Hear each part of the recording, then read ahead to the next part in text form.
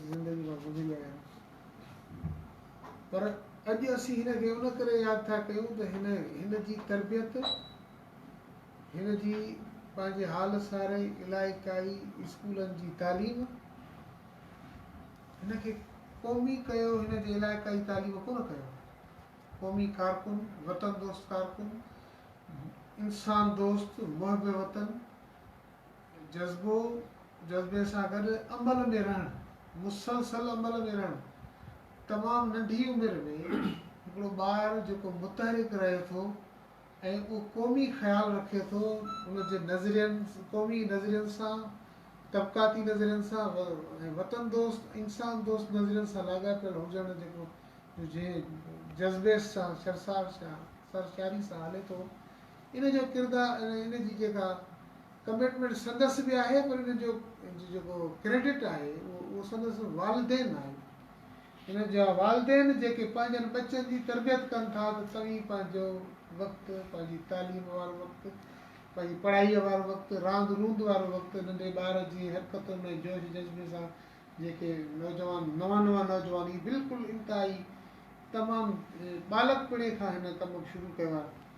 इहा साईं अली शेर जी इहा तरबियत हुई ऐं अली शेर जो उन धुरुनि सां वास्तो हो, लाॻापो हो, जेको हिन सम्झो हो त हिन धरती, सिंधी क़ौम, सिंधी माण्हुनि जो, हिन वतन जो जेका ग़ुलामी आहे, सक़ाफ़ती ग़ुलामी, मुआशी ग़ुलामी, असांजी धरतीअ जे इक़्तिदार जी ग़ुलामी, क़ौमी इक़्तिदार आला जी ग़ुलामी, इन जी ज़ंजीर खे टोड़ण जो हिकिड़ो ई रस्तो आहे त मुतहरिक रहिजे, क़ौमी ऐं अवामी तहरीकुनि जे ज़रिए रहिजे ऐं पंहिंजे नस्ल जी तरबियत कजे।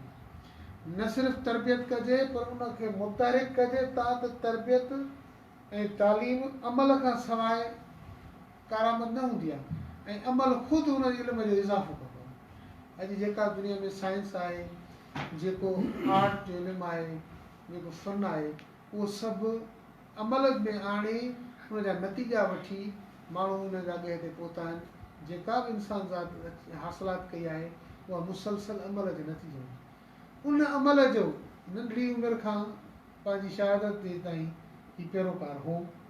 उनखे जेको करे सघंदो, जेको हुनजा वसीला, जेके खिते में हू रहियो, असीं सभु हुनखे एप्रिशिएट कयूं था। असीं हुनजा आई विटनेस आहियूं त हू पंहिंजे वक़्त जो नौजवान हिकिड़ो मुतहरिक कारकुन हो।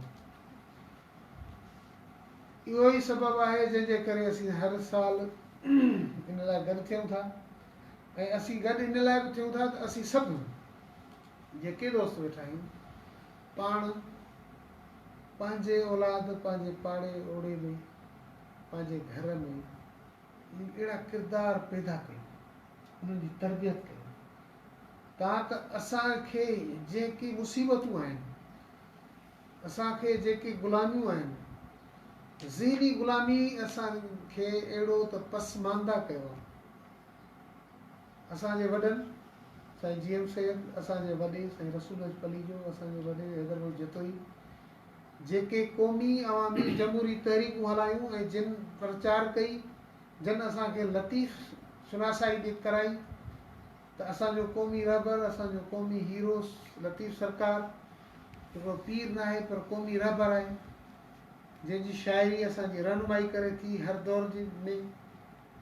उहे जेके ॾस असांजे हिननि क़ौमी हीरोज़ असांखे ॾिना आहिनि, इन्हनि जेका प्रचार कई, क़ौमी तहरीकूं दुनिया में जेके बि हलंदियूं आहिनि, उहे तहरीकूं हिकिड़ी सही रुख में हीअं वधंदियूं कोन्हनि के।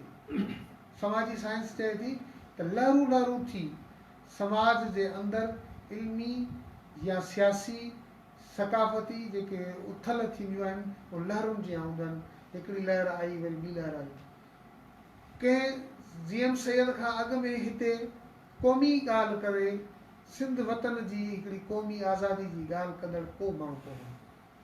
हिन हिकिड़ी सिंधी क़ौम खे अहिड़ी सुजाॻीअ जी तहरीक ॾिनी त बाबा असीं हिकिड़ी आज़ादु वतन आहियूं। जॾहिं असां ते अंग्रेज़ क़ाबिज़ थियो हो त असां आज़ादु हुआसीं।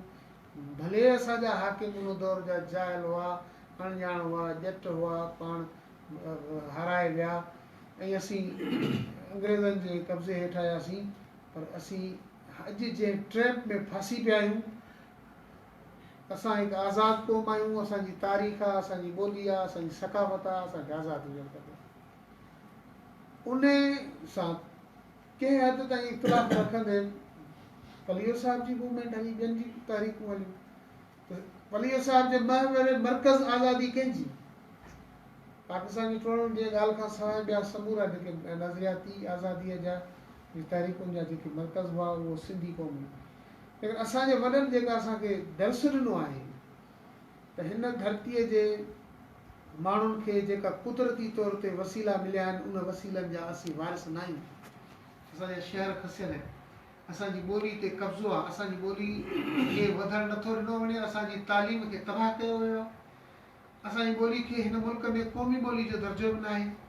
जंहिं ॿोली जी ख़ताती मौजूदु आहे, जंहिंमें लिखी सघिजे, जंहिंमें पढ़ी सघिजे, जंहिं ॿोली में ॻाल्हाए सघिजे, जंहिंजो वॾो इल्मु हुजे, जंहिं वटि अदब हुजे, उन ॿोली में दुनिया जे कंहिं बि इल्म खे आणे सघजण जी सघ हुजे।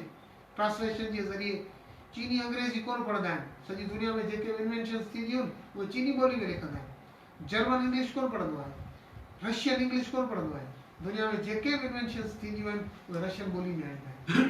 इहे जैपनीज़ आहिनि, उहे इंग्लिश कोन पढ़ंदा आहिनि। तमामु थोरा माण्हू पढ़ियल हूंदा जेके उनखे इंग्लिश खे या सॼी दुनिया में जेके जिन जिन ॿोलियुनि में तख़लीक़ूं थियनि थियूं, इन्वेंशन्स थियनि थियूं, डिस्कवरीज़ थियनि थियूं, उहे जेके इंसान ज़ात जा वाधारा थियनि था, उन्हनि ॿोलियुनि पंहिंजी ॿोलियुनि में कन्वर्ट कनि था। इन क़िस्म जी कैपेसिटी रखंदड़ सिंधी ॿोली आहे। असांजो रहणु करणु, खाइणु पीअणु, उथणु वेहणु, ड्रेस मिज़ाज सभु ॿिनि समूरनि क़ौमुनि खां निरालो मुख़्तलिफ़ हिकु क़ौमी दर्जो रखंदड़ आहे। इन शइ खां असीं महरूम आहियूं। इन शइ जी हासिलात लाइ असांखे छा करणु खपे? असांखे पंहिंजे बचनि जी तरबियत करणु खपे, ईअं तरबियत करणु खपे जीअं शाहयान जी हुई। हू नंढड़ो पर असां सभिनी खे पंहिंजे ईंदड़ नस्ल जी लाइ, पंहिंजी क़ौम लाइ, पंहिंजी धरती जे लाइ जेकॾहिं जेका बि ख़ुशहाली ज़ाती ॾिसंदो आहे, उन ख़ुशहालीअ खे क़ौमी रंग में ॾिसे, वतन जी आज़ादी जे रंग में ॾिसे, वतन जे हर माण्हूअ खे पंहिंजो पाण खणी सम्झी उन अख सां ॾिसंदो त माण्हू पंहिंजे बचनि जी बि पंहिंजी बि तरबियत करे क़ौमी जदोजहद में पंहिंजो हिसो वञींदो। जी तमामु वॾी महिरबानी। सॼी संगत जे लाइ मानी जो अरेंजमेंट आहे साईं, उन शुरू कयो।